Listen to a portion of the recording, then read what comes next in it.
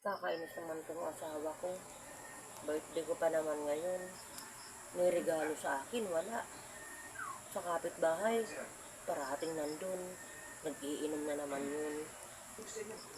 Uy, Mare, ba't ka nangangalumbaba dyan? Ang aga-aga, nag-iimot ka. Anong problema mo? Sabi mo sa akin, anong problema mo? Kung bahala sa'yo, sagot kita. Sino naman, Mare, hindi man problema nito? Ay, birthday ko ngayon. Yung kumpare mo wala dito sa bahay, nandun sa kapitbahay at nag-iinom. Importante pa yun kaysa sa akin. Dahil birthday mo ngayon, Mare, meron akong regalo sa'yo. Kaya wag ka nang mag-emote dyan at wag mo nang parating isipin sa kumpare.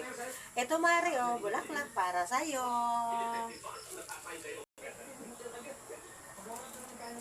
Mabuti ka pa, Mare, hindi mo ako nakalimutan kanang birthday ko.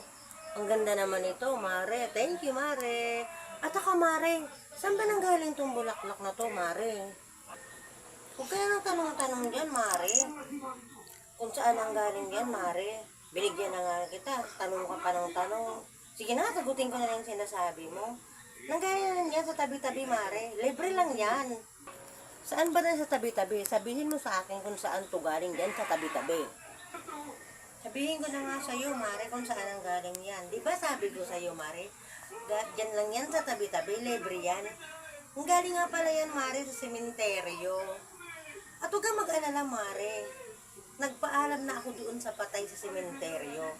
Hihingin ko yung bulaklak at ibibigay ko sa'yo. Oh, huwag kang mag-alala, Mare. Libre na nga yan, Mare. Kung birthday mo, binibigyan na nga kita. Reklamo ka pa ng reklamo. Bullshit na nga to. Nagbigay pa sa akin ng bulaklak dahil birthday ko. Dahil hindi makala to sa patay at sa sementeryo. Na hindi na lang binili. Reset.